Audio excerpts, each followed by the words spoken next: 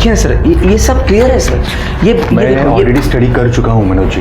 ये जो टैक्स बचाने के चक्कर में अपने अनऑथराइज्ड क्लेम्स और इलीगल ट्रांजैक्शंस किए ना, ये सरकार की नज़र में बहुत बड़ा क्राइम है, आप जानते हैं। इसकी सज़ा 10 साल तक की जेल और 20 लाख रुपए जुर्माना है। अब इंक्वायरी बंद करने के लिए मैंने मेरे सीनियर्स को 10 लाख रुपए में कन्विंस किया है। Thank you Kulkarni sir. पैसों के लिए मैंने अपना ये घर गिरवी रखा है। कुछ दिन और ठहर जाइए, आपका काम हो जाएगा। आप एनफोर्समेंट डिपार्टमेंट के इतने बड़े अफसर हो, कुछ और मोहलत दीजिए ना प्लीज। मैं बात करता हूँ मेरे सीनियर से, और आप भी तो बात कीजिए आपके पार्टनर से, परेश जी ना। हाँ, चाह क्यों नहीं ना।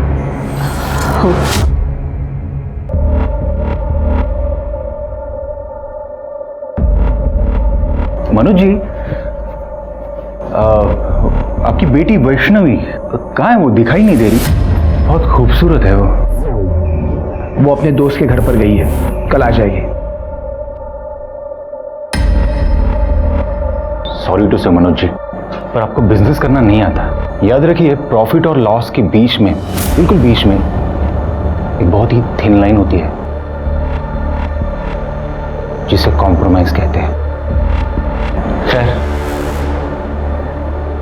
आपकी ये चाय तो मैं बाद में पी लूंगा। Thank you.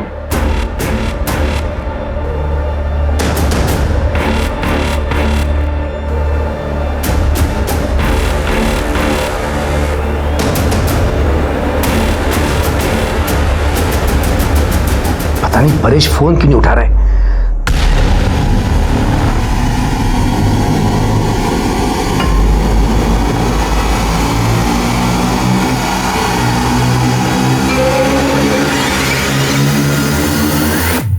नमस्कार, मैं सोनाली कुलकर्णी आपका स्वागत करती हूँ क्राइम पेट्रोल सतर्क के इस नए अध्याय में। किसी ने सच ही कहा है, किसी भी देश की तरक्की, अस्मिता उस देश में रहने वाली नारी की स्थिति से नापी जाती है। आज हम एक ऐसा rarest of the rare case लाए हैं जो रिश्ते और विश्वास की परिभाषा के बिल्कुल विरुद्ध है। एक ऐसा घिनौना सच जिसकी हम कल्पना भी नहीं कर सकते। सिंधुदुर्ग के सावंत नगर में वैष्णवी गायकर रहती थी। उसके सपने बड़े और उम्मीदों से भरे थे। आखिर क्या हुआ था उस मासूम लड़की के साथ, जिसके लिए उसे मौत से भी बदतर सजा दी जा रही थी?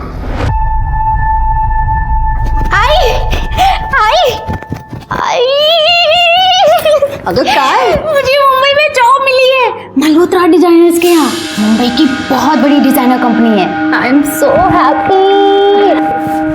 अगर बाबा नहीं मानेंगे। भाई आप मना लेना ना बाबा को, ऐसी अपॉर्चुनिटी बार बार नहीं मिलती है। तू जानती है ना बाबा को। आप रुको, बाबा को आने दो, मैं मनाती हूँ। लगता है बाबा आ गए।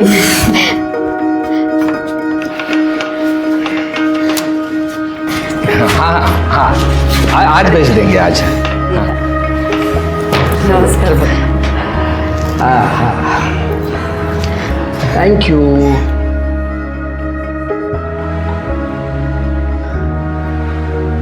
बाबा, मुझे मुंबई में जॉब मिली है, हफ्ते भर में निकलना होगा। ये तो बड़ी अच्छी बात। कोई अच्छी बात नहीं है, मना कर दे उनको। देख, तू अकेली मुंबई नहीं जाएगी, और अगर तेरे को मुंबई जाना है तो तेरे लिए मैं मुंबई का लड़का ढूंढता हूँ। शादी कर ले और फिर मुंबई चली जाना। तो बाबा, कैसी बात कर रहा है मनोज? बच्ची जिंदगी में आगे बढ़ रही है और तू उसके पैरों में शादी की बेड़ियां बांध रहा है। परेश, तुला माहिती राहून द्या भाऊजी, ये नहीं समझेंगे। खानदान परंपरा यही नजर आता है इनको। हाँ, नजर आता है, इसलिए तो मुझे अपनी मर्यादा पता है, और हर एक को अपनी मर्यादा का पता होना जरूरी है। तुझे मुंबई जाना है, शादी कर ले और फिर आराम से मुंबई चली जाना। That's final. बाबा,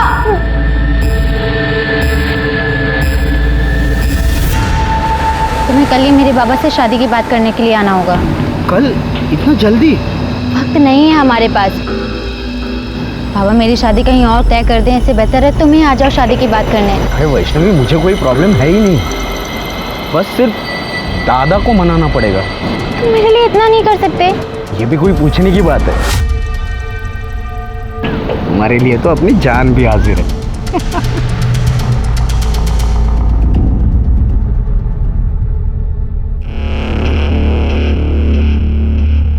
वैष्णवी, अरे वाह, इतना सज धज के कहाँ जा रही है? कहीं जा नहीं रही हूँ, ऋषि आ रहा है अपने भाई के साथ घर पे शादी की बात करने के लिए, उसी का वेट कर रही हूँ।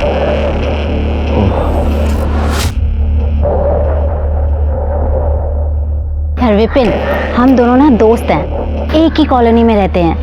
ये प्यार व्यार के चक्कर में ना हमारी दोस्ती मत खराब कर। हाँ हाँ, ज़्यादा लेक्चर मत दे। All the best.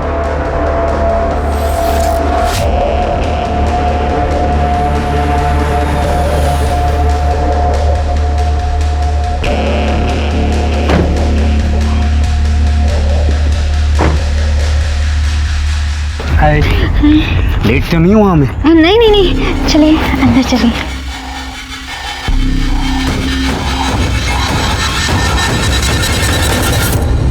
मनोज बाबू, परेश बाबू, पहले हमारे बीच जो कुछ भी हुआ उसे भूल जाते हैं। ये दोनों एक दूसरे से बहुत प्यार करते हैं, शादी करना चाहते हैं।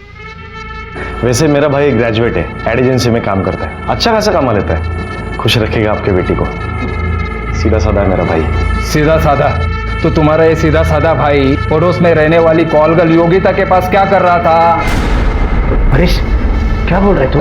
यो, क्या बोल रहे हो काका? दिखाता हूँ। ये कौन है? तू ही है ना? देख ले, तुम्हारा सज्जन भाई। बगा।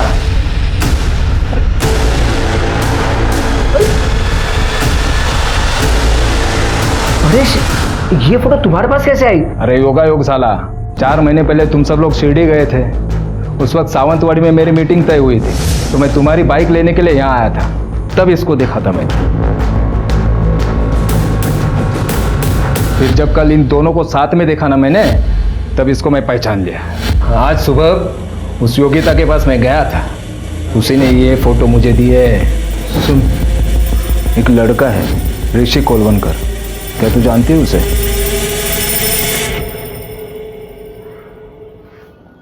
यही ना, ये तो अक्सर आता है मेरे यहाँ, बहुत पसंद है मुझे।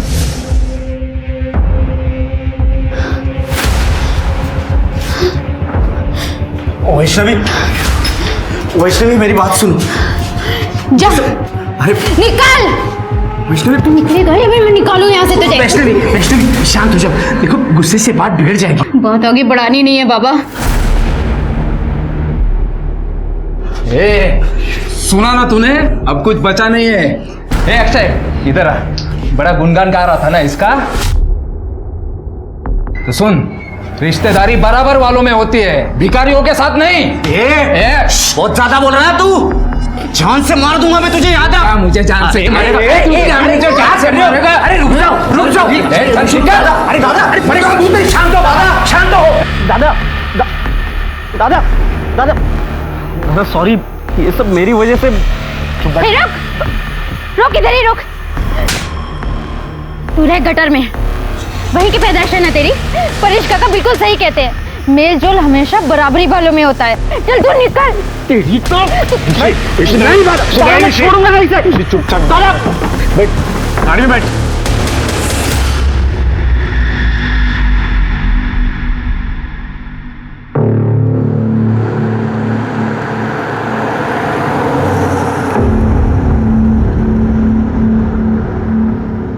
मुझे ना बड़ा मजा आ रहा है तुझे ऐसे देखने में।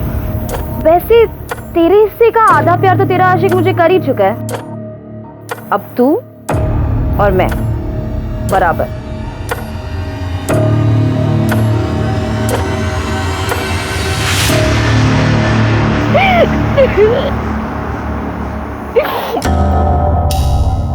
I'm so sorry काका, मेरी वजह से आपको इतना सुनना पड़ा। अरे कुछ नहीं, उसकी बातों को तू दिल पे मत ले, वो कुछ नहीं करने वाला।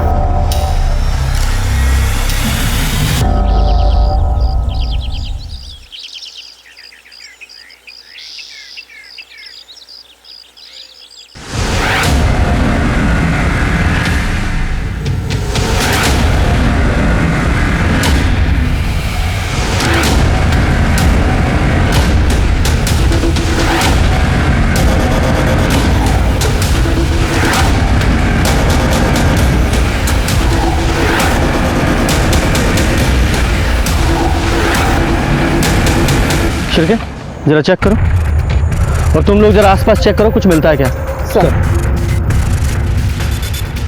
इसके सर पे काफी गहरी चोट है, बॉडी पे और कहीं कोई स्ट्रगल का निशान नहीं है।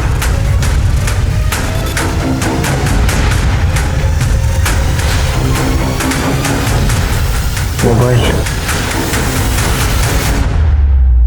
Wallet, sir pan card, Aadhaar card, Paresh Parchure, इसकी कंपनी का विजिटिंग कार्ड भी मिला है, विश्वास प्राइवेट लिमिटेड, और इसके पार्टनर का नाम भी लिखा है, मनोज गायकर। और वॉलेट में कुछ पैसे भी हैं। वॉलेट में पैसे भी हैं, फ़ोन भी है, मतलब चोरी का मामला तो नहीं है। पर ये आदमी जंगल में क्या कर रहा था?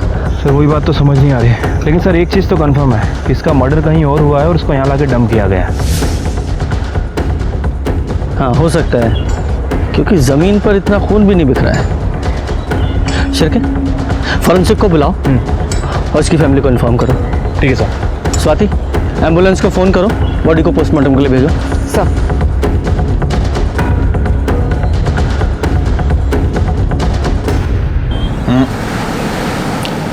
वक्त बहुत कम बचा है आपके पास मनोज जी। देखिए फिर क्या है ना, ये केस अगर मेरे हाथ से निकलकर मेरे सीनियर के पास चला गया ना, तो फिर मैं भी कुछ कर नहीं पाऊंगा। कुलकर्णी सर, मैं कोशिश कर रहा हूँ। तो थोड़ी सी कोशिश आपकी बेटी वैष्णवी को भी करने दीजिए। क्या है, धंधे में एक दूसरे की मदद करना ही तरक्की का तरीका होता है। और आपकी बेटी वैष्णवी तो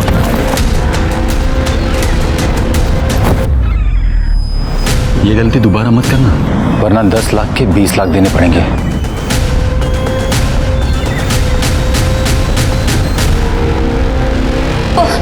परेश, परेश, परेश उठा ना।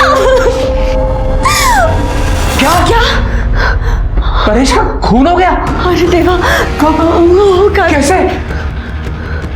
परेश जी को आप कैसे जानते थे? अरे सर, वो मेरे भाई जैसा था। एक्चुअली हम दोनों की एक छोटी सी कंपनी है। हमारे एरिया के काफ़ी सारे लोग दुबई में रहते हैं। वो वहाँ से पैसे भेजते हैं और हम उन पैसों को इंडियन करेंसी में कन्वर्ट करके उनके घर वालों को देते हैं 2% कमीशन काट कर। हमने सुना है कि आप दोनों पार्टनर्स के बीच में कुछ अनबन चल रही। हाँ, छोटे मोटे प्रॉब्लम्स तो होते ही रहते हैं ना पार्टनर्स के बीच में, और उसकी वजह थी सर। एक्चुअली परेश को सट्टा खेलने की आदत थी और इसकी वजह से अकाउंट से काफ़ी सारे पैसे उसने निकाले थे। बस उसकी वजह से बहुत नुकसान सहना पड़ता था। तो इस वजह से तुमने अपने पार्टनर की जान ले ली? सर मैंने परेश को नहीं मारा, आप विश्वास कीजिए सर। एक मिनट। हाँ पूजा बेटा, वैष्णवी को जल्दी घर भेज देना। हाँ। क्या? लेकिन उसने तो कहा था वो तेरे घर जा रही है। ठीक है, तो थमा एक मिनट।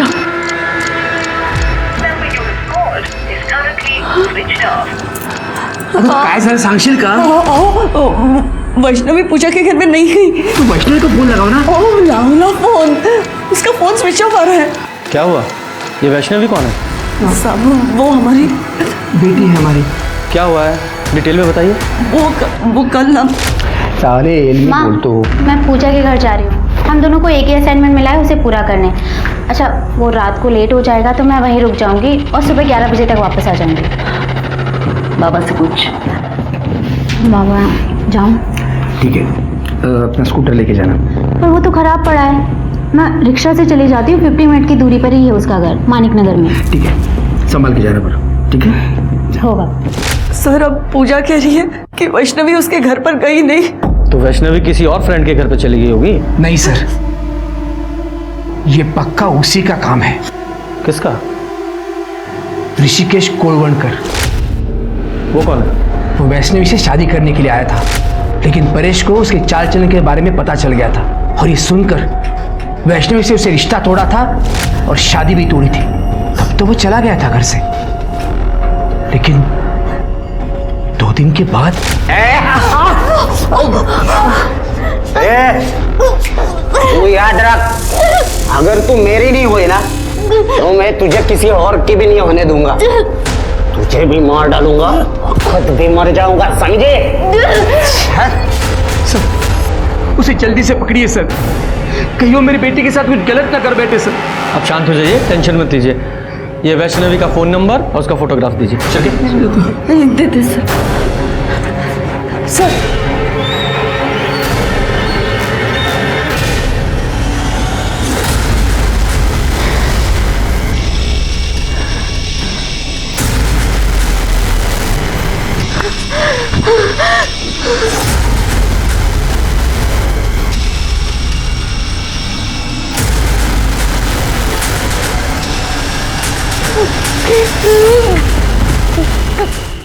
शिरके, इनकी कंपनी के अकाउंट्स, सारे बिजनेस रिकॉर्ड, सारे फोन्स, उनकी लोकेशन सब चेक करो। देखो, बिजनेस में कोई किसी का सगा नहीं होता, सब एक दूसरे से फायदे के लिए मतलब रखते हैं। इन दोनों की पूरी करनी चाहिए मुझे। ठीक है सर। वैसे इस वैष्णवी के केस का क्या करना है? आप कहें तो इस ऋषि को उठा लूँ? हाँ उठाओ, लेकिन मुझे लगता है कि ये दोनों मियाँ बीवी झूठ बोल रहे हैं।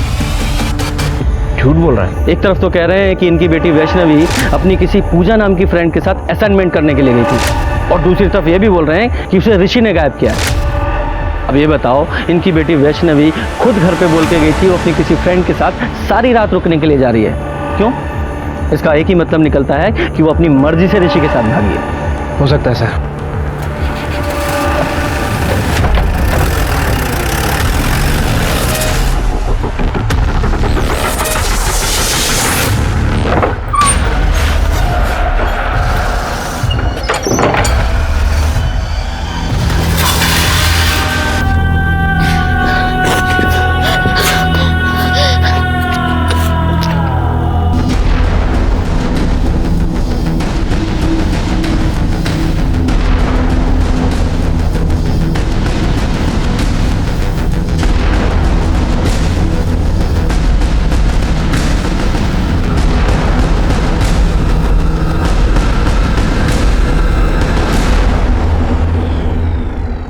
सर, परेश की पोस्टमार्टम रिपोर्ट के हिसाब से उसकी मौत 10 तारीख को करीब 3 से 4 बजे के बीच हुई। उसका सर दीवार पर पटक कर उसे मारा गया। सर, उसके सर पे सीमेंट और रेत के ट्रेसेस मिले हैं। इसका मतलब ये कंफर्म है कि परेश को कहीं और मारा गया और बाद में उसकी बॉडी को जंगल में ले जाकर डंप कर दिया गया। Yes sir. सर, जैसे आपने कहा था, मैं ऋषि के घर गई थी। वहां मेरी बात उसके बड़े भाई अक्षय कोलवनकर से हुई। ऋषि तर गोवा गया है। क्यों? उसका वो एड एजेंसी का मीटिंग होता है, अक्सर जाया करता है।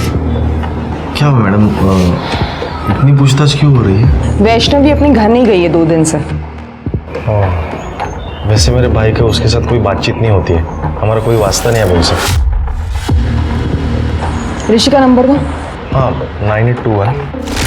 सर, मैंने उसे कॉल किया था, लेकिन उसका फोन स्विच ऑफ है। शायद आपका शक सही है, ऋषि और वैष्णवी साथ में भागे हैं। इस ऋषि का फोन सर्विलेंस पे डालो। अगर ये गोवा कंपनी के काम से गया होता तो उसका फोन स्विच ऑफ क्यों होता? उसकी कंपनी में जाकर जरा पता करो। सर, परेश के कॉल रिकॉर्ड। सर, इसका फोन नाना साहब चौक के पास ही आके बंद हुआ था और यहाँ से 5 किलोमीटर दूर जंगल में इसकी बॉडी मिली थी। शिरके, एक काम करो, नाना साहब चौक का जो सीसीटीवी है उसकी फुटेज चेक करो 10 तारीख को 1 बजे से 4 बजे के बीच की। देखो सीसीटीवी फुटेज में परेश के साथ कोई और दिखाई देता है क्या? ठीक है सर। सर, एक और बात, ये परेश और मनोज की विश्वास प्राइवेट लिमिटेड के बैंक स्टेटमेंट। सर, कमाल की बात है कि इस कंपनी में 4 महीने से कोई भी ट्रांजेक्शन नहीं हुआ, और जब मैंने इस कंपनी के रेगुलर कस्टमर से बात की तो उन्होंने भी इस कंपनी के बारे में कुछ अजीब बात नहीं कही। लेकिन जब मैंने रिकॉर्ड चेक किए तो सर पता चला कि मनोज और परेश के खिलाफ आदर्श नगर पुलिस स्टेशन में फ्रॉड का केस फाइल हुआ था। किसने फाइल किया था? सर, अक्षय ने, ऋषि का बड़ा भाई। और सर, ये अक्षय एक 3 स्टार होटल में एडमिन में काम करता है।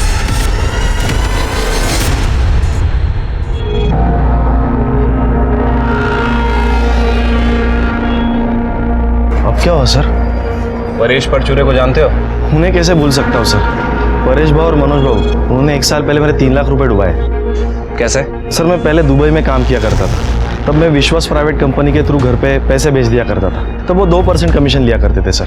फिर मेरी कॉन्ट्रैक्ट खत्म हुई, मैं घर पे वापस आया। फिर मैंने कैलकुलेशन की सर, उन्होंने 3% से कमीशन लिया था। 3 साल 1% ज़्यादा, मतलब थोड़ा थोड़ा अमाउंट करके 3 लाख रुपए हो गए थे सर। मैं उनसे बात करने के लिए उनके घर पे चला गया। तेरा कोई पैसा नहीं है हमारे पास। देखो परेश भाऊ, मुझे पैसों की जरूरत है, मुझे मेरा पैसा दे दो प्लीज। कौन सा पैसा? तेरी जॉब जाने का फ्रस्ट्रेशन यहाँ आके मत निकाल। चल चल निकल यहाँ से। परेश भाऊ देखो, हाथ में रहो आप, गुस्सा मुझे भी आता है। क्या कर लेगा तू? अरे क्या कर लेगा? कली का कुत्ता है, कुत्ता। अरे मत कर रहे। चल निकल यहाँ से। चल परेश भाऊ बात को चल। सर तब मैंने आदर्श नगर पुलिस स्टेशन में कंप्लेंट भी लिखवाई थी, लेकिन उसका आगे कुछ हुआ नहीं। ये मनोज और परेश ने तेरे पैसे डुबाए तो तूने परेश को रास्ते से हटा दिया? नहीं सर, वो तो 1 साल पहले की बात है। मेरी अच्छी खासी जॉब चल रही है सर यहाँ पे। एक बात बता, तुम लोगों में इतनी कहा सुनी हुई है, फिर भी तू वो मनोज की बेटी वैष्णवी का हाथ मांगने गया तेरे भाई के लिए? सर मैं जितनी नफरत उनसे करता हूँ ना, उससे कई ज्यादा प्यार मेरे भाई से करता हूँ सर। उसकी खुशी के लिए मैंने मेरा मन बदल दिया सर, लेकिन उन लोगों का नहीं बदला। रिश्तेदारी बराबर वालों में होती है, भिखारियों के साथ नहीं। बहुत ज्यादा बोल रहा है तू, मैं जान से मार दूंगा देखो। मतलब तेरे भाई के पास भी मर्डर करने का मोटिव है? सर नहीं सर, वो तो उसने उस दिन गुस्से में बोल दिया था, वो ऐसा नहीं कर सकता, वो तो बहुत सीधा साधा है। ये तेरा सीधा साधा भाई लड़की को लेके भागा है, मालूम है ना तुझे? नहीं सर, ऐसा नहीं हो सकता, वो गोवा गया, मैंने मैडम को बताया ना। गोवा गया तो फोन क्यों बंद है उसका? पता नहीं सर, शायद कोई नेटवर्क की प्रॉब्लम हो सकती है ना सर। उससे कोई कांटेक्ट होती है ना तो मैं खुद आपको कांटेक्ट करता हूँ, मैं सबसे पहले आपको बोलूँगा। भूलना मत, समझा?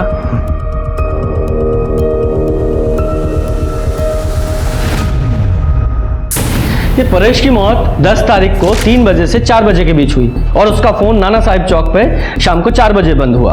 और उसी तारीख को वैष्णवी अपने घर से गायब हुई और 10 तारीख को ऋषि भी गोवा का झूठा बहाना बनाकर अपने घर से निकला और बाद में परेश की बॉडी हमें मिली। सर हो सकता है कि ये ऋषि और वैष्णवी एक साथ भागे हों और परेश ने उन्हें देख लिया, फिर ऋषि और परेश का झगड़ा हुआ हो और ऋषि ने परेश का मर्डर कर दिया।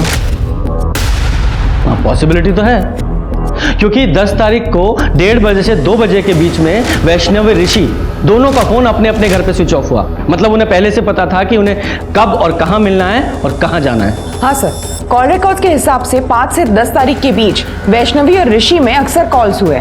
इसका मतलब है दोनों में सुलह हो चुकी थी। शिरके एक काम करो, ऋषि और वैष्णवी के फोटोग्राफ्स आसपास के सभी पुलिस स्टेशन में सर्कुलेट करो। बोलो जहां भी दिखे तुरंत अरेस्ट करें। ठीक है सर।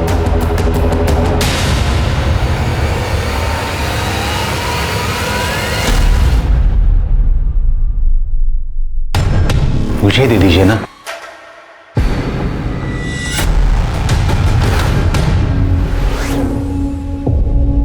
वाह, खूबसूरती की तारीफ ना हो ना तो तौहीन हो जाती है। सुजाता ऊपर जाओ।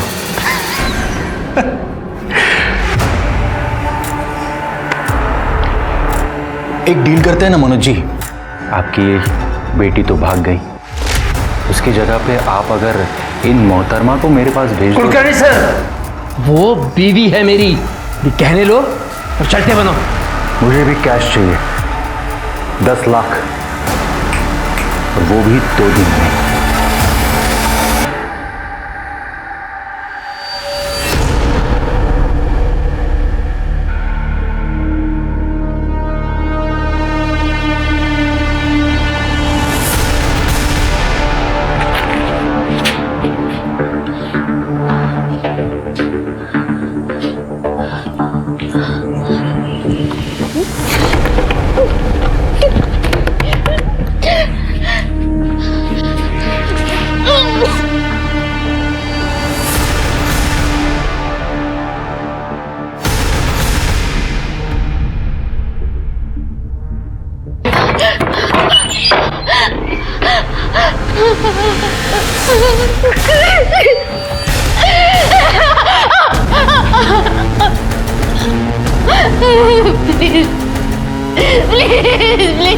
तमाम कोशिशों के बाद भी पुलिस परेश के कातिल तक नहीं पहुंच पा रही थी और दूसरी तरफ वैष्णवी पर अत्याचार और शोषण बढ़ता जा रहा था।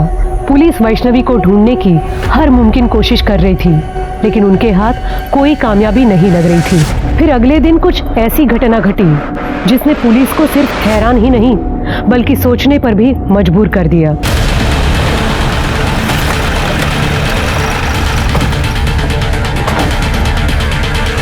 सर मैंने ही आपको फ़ोन किया था, यहाँ से स्टेशन जाने के लिए शॉर्टकट है, तो मैंने वहाँ पर एक लाश देखी, इसलिए सर आपको फ़ोन किया। किधर है सर यहाँ पर है। स्वाति जरा चेक करो।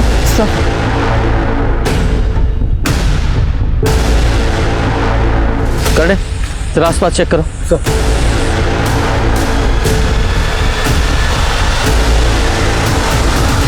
सर ये तो वैष्णवी है। सर वैष्णवी को गला दबा के मारा गया है। ये देखिए सर, गले पे निशान है और सर चेहरे पे बहुत सारे वार हैं, शायद चेहरा बिगाड़ने के लिए। और सर हालत देख के लगता है इसके साथ सेक्सुअल असॉल्ट भी हुआ है। मेंटल और फिजिकल टॉर्चर दोनों हुआ है इसके साथ। इसकी फैमिली को इन्फॉर्म करो और फॉरेंसिक टीम को बुलाओ, बॉडी को पोस्टमार्टम के लिए भेजो। सर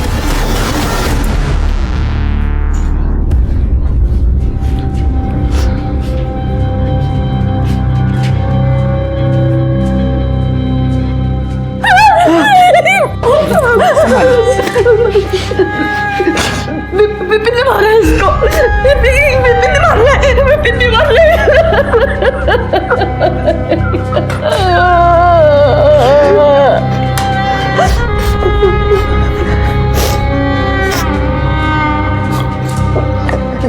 सर वो विपिन हमारे एरिया में ही रहता है। मेरी वैष्णवी ने उसके प्यार को कभी एक्सेप्ट नहीं किया, फिर वो उसका पीछा करने लगा और एक दिन मेरी और ऋषि की अब बात नहीं होती। देख वैष्णवी, मैं अभी तुझसे बहुत प्यार करता हूँ, एक बार सोच ले। विपिन, मुझे रिश्तों में मिलावट अच्छी नहीं लगती। हम दोस्त हैं और हमेशा रहेंगे। क्या दोस्त दोस्त दोस्त, थक गया हो तेरा दोस्त बनकर। देख वैष्णवी, देख अगर तूने हाँ नहीं कहा ना तो मैं ना अपनी जान दे दूंगा, सच में। छोड़ ये ड्रामे मत कर, छोड़। देख मैं मजाक नहीं कर रहा हूँ, मैं अपनी जान दे रहा हूँ, सच कह रहा हूँ। मैं क्या ड्रामे कर रहा है? लग जाएगा तुझे तो। I can't live without you. I can't live with you. देख वैष्णवी, वैष्णवी, देख मैं तुझे बहुत मैं तुझसे शादी करना चाहता हूँ। क्या हो गया तुझे? छोड़ मेरी बात क्या कर तू? मैं वैष्णवी से प्यार करता हूँ। तेरा और मेरी बेटी का मेल हो ही नहीं सकता, समझ रहा तू ना? चल निकल, चल चल निकल, निकल। चाहता हूँ मुझे अपनी खूबसूरती पे बहुत नाज है ना, तेरी ऐसी शक्ल बिगाड़ूंगा ना कि कोई पहचान भी नहीं पाएगा। अरे चल जा, चल जा, चल जा। तो आपने पुलिस में कंप्लेन क्यों नहीं की? उस दिन के बाद उसने उसका पीछा करना बंद कर दिया। हमको लगा वो सुधर गया। यही गलती करते हैं मैडम हम लोग, क्राइम की शुरुआत यहीं से होती है। आपको उसके खिलाफ कंप्लेन करनी चाहिए थी। खैर, कहाँ मिलेगा ये विपिन? वैष्णवी को क्यों मारा? साहब मैं उसे क्यों मारूंगा, मैं तो उससे प्यार करता था। उस पर रेप करने की कोशिश करता और बोला प्यार करता था। सर उस दिन मैं नशे में था। नशे में था तो कुछ भी करेगा, हैं? देख सीधे सीधे बोल वरना डंडा डाल के उगलवाऊंगा। सर मैं सच बोल रहा हूँ। तू ऐसा नहीं बोलेगा, कर दे, अंदर डालो इसे। सर मेरी बात तो सुनो सर। सर मैंने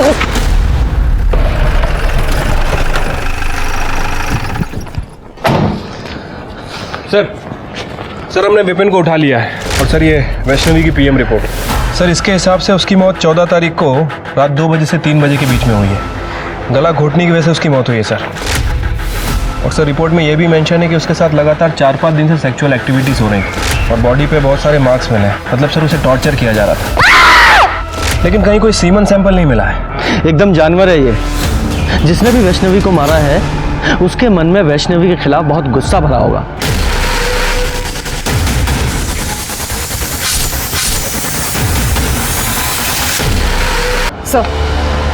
sir Azad Nagar police station record के हिसाब से वैष्णवी और सुजाता ने योगिता नाम की कॉल गर्ल के खिलाफ कंप्लेन लिखवाई थी। क्या कंप्लेन लिखाई थी? सर रेसिडेंशियल एरिया में ये योगिता जिस्म फरोशी का बिजनेस करती थी। 2-3 बार पहले भी ये योगिता वुमेन ट्रैफिकिंग के लिए अरेस्ट हुई है। बुलाओ इस योगिता को। सर वो वैष्णवी और सुजाता ने मेरी झूठी कंप्लेन की थी। मैं कोई धंधा वंदा नहीं करती सर। अच्छा बेवकूफ समझा है मैं। पुलिस बिना वजह किसी को अरेस्ट नहीं करती, समझी? हमें क्यों लेकर चल रहे? चल चल बैठ।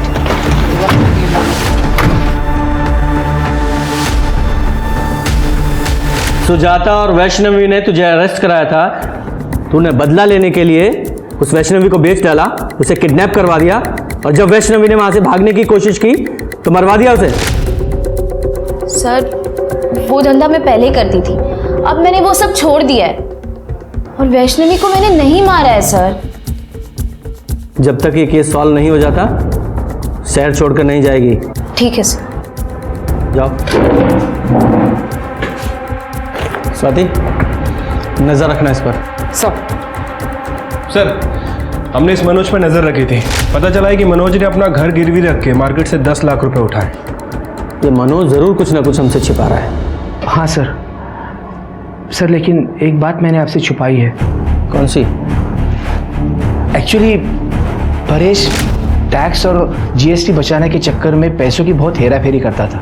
मैंने उसे बहुत बार समझाया पर उसे कभी माना नहीं।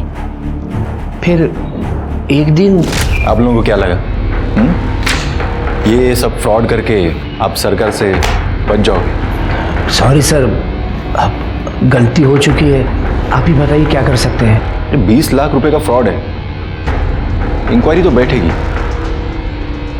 10 साल की सजा और 20 लाख तक का जुर्माना। मैं क्या कहता हूँ, कुछ चाय पानी ले दे के मामला यहीं सेटल कर देते हैं। 10 लाख कैश। एक ईडी ऑफिसर ने आपसे रिश्वत मांगी? हाँ सर, इसीलिए मैंने अपना घर गिरवी रख के मार्केट से 10 लाख रुपए उठाए थे। नाम क्या था उस ऑफिसर का? राजेंद्र कुलकर्णी। आपके पास नंबर है उसका? हाँ। शिरके, नंबर लगाओ।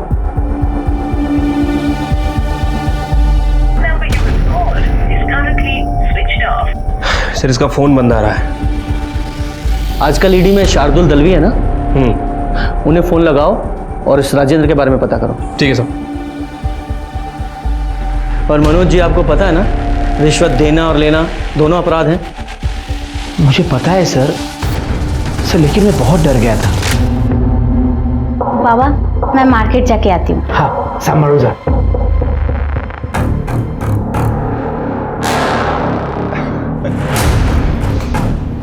आपकी बेटी मेरा मन बहलाने के लिए कुछ दिन आ जाए तो। कुलकर्णी सर, सर उसकी मेरी बेटी पर ही नहीं, मेरी बीवी पर भी बुरी नजर थी सर, इसलिए सोचा कि उसके सारे पैसे उसको देकर मामला खत्म कर दूं बस। मनोज जी, ये बात आपको हमें पहले बतानी चाहिए थी, यहां तक नौबत नहीं आती। सर दलवी साहब से बात हुई है, उनका कहना है कि ईडी में राजेंद्र कुलकर्णी नाम का कोई भी ऑफिसर नहीं है। क्या? और सर विश्वास प्राइवेट लिमिटेड नाम से कभी भी कोई इंक्वायरी नहीं निकली। सच में? मतलब ये आदमी फेक ईडी ऑफिसर बनकर लोगों को ठग रहा है। शिरके, इस नंबर को ट्रैक करो, इस नंबर की सारी कॉल लोकेशन और कॉल रिकॉर्ड चाहिए मुझे। मनोज जी, आप इस सो कॉल्ड ईडी ऑफिसर को तो अच्छे से जानते ही हैं, चेहरा कई बार देखा आपने। हाँ सर। स्केच बनवाओ। सर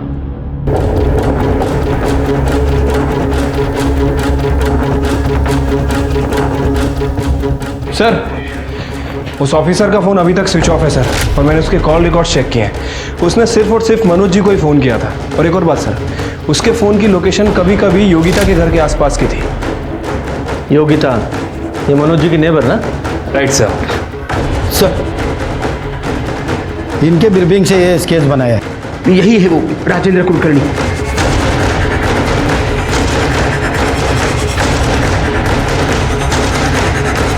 देखो डरो मत, बताओ यही था?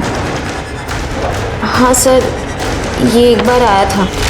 ए योगिता, ये अपना पुराना दोस्त है, इसे मजा आना चाहिए।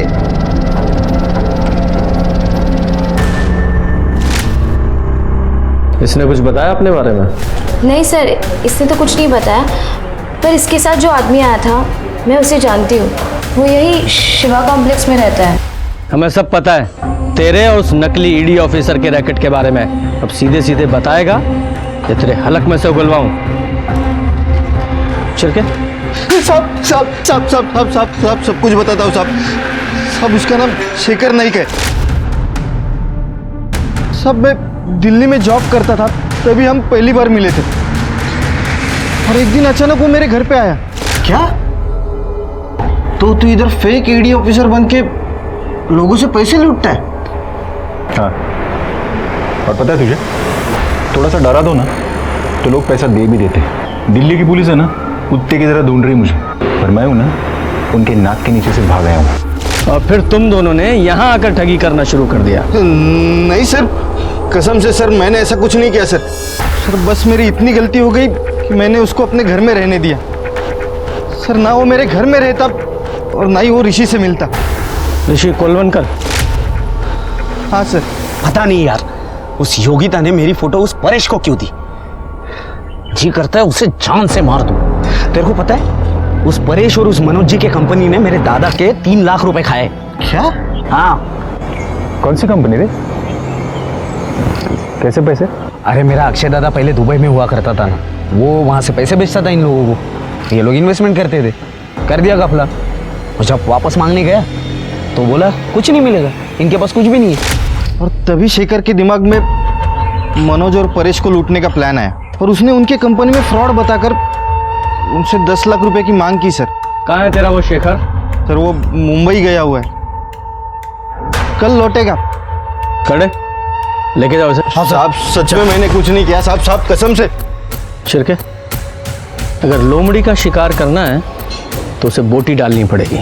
मनोज जी को फोन लगाओ और उनसे कहो कि शेखर मतलब राजेंद्र का अगर उन्हें फोन आए तो उससे कहें कि पैसे रेडी है। ठीक है sir.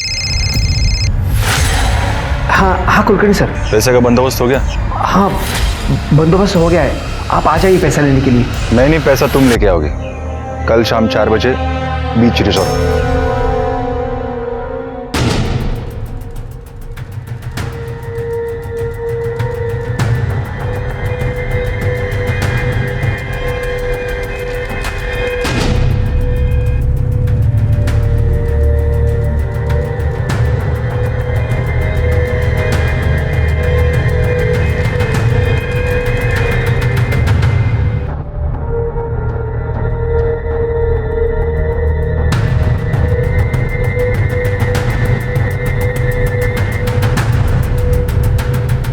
Mister Rajendra Kulkarni from ED, I card दिखाइए प्लीज।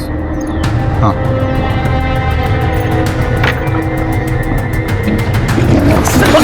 देखो किधर जा रहा है, चलो किधर। दिल्ली में तुझ पर फ्रॉड के कई केसेस हैं, लेकिन यहां पर तुझ पर फ्रॉड के साथ साथ मर्डर और रेप के चार्जेस भी लगेंगे। सर मैंने ना परेश को मारा है ना मैंने वैष्णवी का खून किया है। ये तो इतनी आसानी से नहीं कुछ उगलेगा, हमसे मेहनत करवाएगा। तू ही बता दे, तू तो इसके साथ प्लान में शामिल था ना? सर मैं तो किसी भी प्लान में नहीं था सर। वो वैष्णवी को मैं जानता भी नहीं है सर। वो तो ऋषि के साथ भागने वाली थी सर। भाई मैंने वैष्णवी को मना लिया है। ओ भाई कब है शादी? नहीं ना यार, यही तो प्रॉब्लम है, उसके घर वाले नहीं मान रहे। लेकिन अक्षय दादा ने बोला है कि तुमको भाग के शादी करनी चाहिए, और इसके लिए हम लोग परसों भाग रहे हैं। अक्षय दादा हमारे रहने का वगैरह सब बंदोबस्त कर रहा है। ऋषि की तुमसे कब बात हुई थी? सर वो कुछ 8 तारीख को। और 8 तारीख को ऋषि ने तुमसे कहा था कि वो 10 तारीख को वैष्णवी के साथ भागने वाला है। हाँ सर। वैष्णवी के साथ साथ 10 तारीख को वो परेश भी गायब हुआ था। शिरके, इस अक्षय ने हमसे झूठ बोला है कि ऋषि गोवा गया हुआ है। इस अक्षय पर नजर रखो, क्योंकि उसका झूठ सबूत के साथ उसके सामने रखेंगे।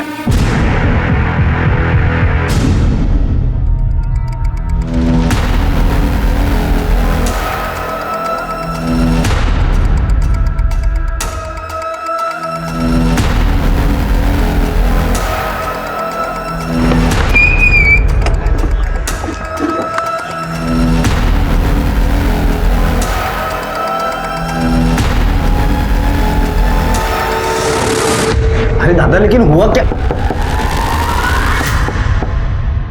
कौन देख? हाँ मैं देखता हूँ।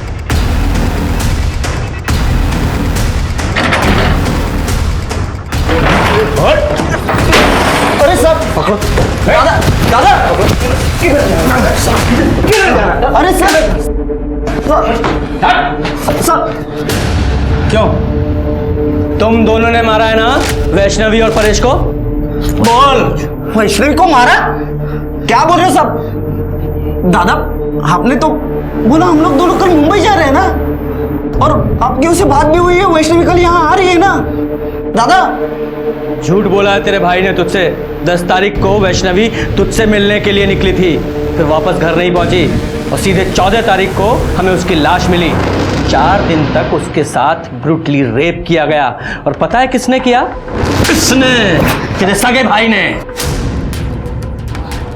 लगा हो और सच बता। शुरू से गुस्सा आ गया था मुझे, मेरे पैसे डुबाए, मेरा और मेरे भाई का अपमान किया। अब इसको 8 तारीख को फोन आया उस वैष्णवी का, उसने बोला कि फिर अपनाएगी इसे। तब मैंने प्लान बनाया।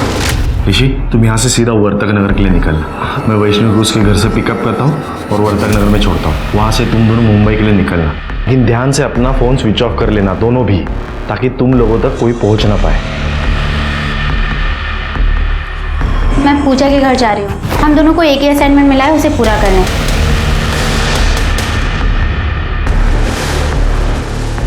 आजा। सुन, अब जब तक मैं ना बोलूं यहाँ से बाहर नहीं निकलना, ठीक है? बैठे, मैं वैष्णवी को लेके आता हूँ, ठीक है?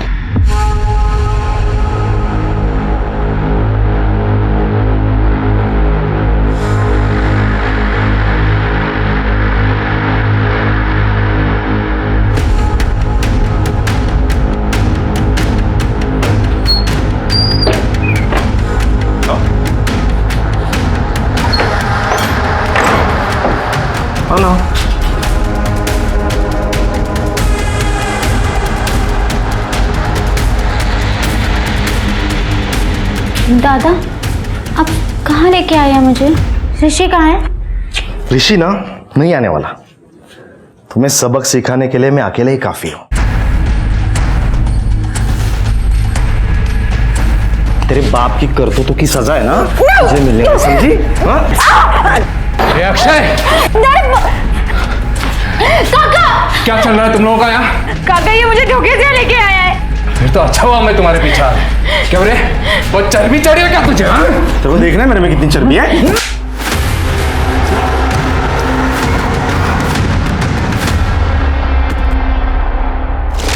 ऋषि, 10 तारीख को जब वैष्णवी तुझसे मिलने यहाँ नहीं पहुंची तो फिर तू यहाँ क्यों रुका रहा? गया क्यों नहीं यहाँ से? क्योंकि दादा ने मुझसे कहा कि वो जब घर से भाग रही थी तो उसे घर वालों ने पकड़ लिया और उसके घर वाले मुझे ढूंढ रहे थे। तो कुछ दिन तो मुझे यही छुपे रहना पड़ेगा और वैष्णवी कुछ दिनों के बाद फिर से भागेगी, इसलिए मैं यहाँ रुका था सर। झूठ बोलाया, तेरे भाई ने झूठ बोला तुझसे। बता, क्यों मारा तूने वैष्णवी को? बता। गलती की सजा मिली उसको। अभी रो क्यों रही है? मजे तो तू भी तो ले रही है। तेरी तो रोक दिया मैंने उसके बॉडी को। मुझे ऋषि ने विपिन के बारे में बताया था। मुझे अपनी खूबसूरती पे बहुत नाज है ना, तेरी शक्ल ऐसी बिगाड़ूंगा ना कि कोई पहचान नहीं पाएगा, समझी? सारा शक उस विपिन पे जाए इसलिए वैष्णवी का चेहरा बिगाड़ दिया मैंने। ब्लेड से वार किया, बिगाड़ दिया उसका चेहरा। दादा, तुमने मुझे इतना बड़ा धोखा दिया, मैं तुम्हें कभी माफ नहीं करूंगा। तब मैं कोशिश करूंगा तुझे उम्र कैद नहीं, सीधे फांसी होगी। लेके चलो इसे। अक्षय कोलवणकर को वैष्णवी रेप केस में आईपीसी की धारा 375 और साथ ही साथ वैष्णवी और परेश के मर्डर केस में धारा 302 के तहत फांसी की सजा सुनाई गई। क्रोध अक्सर हमें गलत निर्णय लेने पर मजबूर करता है। क्रोध से अहंकार पैदा होता है और अहंकार हिंसा को बढ़ावा देता है। इसलिए क्रोधित होने से पहले उससे होने वाले परिणामों के बारे में सोचना हमारी जिम्मेदारी है। अब मैं सोनाली कुलकर्णी आपसे विदा लेती हूँ। फिर मिलेंगे एक नए केस के साथ क्राइम पेट्रोल सतर्क जस्टिस रीलोडेड में। तब तक अपना और अपने परिवार का ख्याल रखिए। आप जानते हैं कि हम सब एक मुश्किल दौर से गुजर रहे हैं। कृपया मास्क पहने, सैनिटाइजर का इस्तेमाल करें और सोशल डिस्टेंसिंग ध्यान में रखें। देखते रहिए क्राइम पेट्रोल सतर्क। जय हिंद।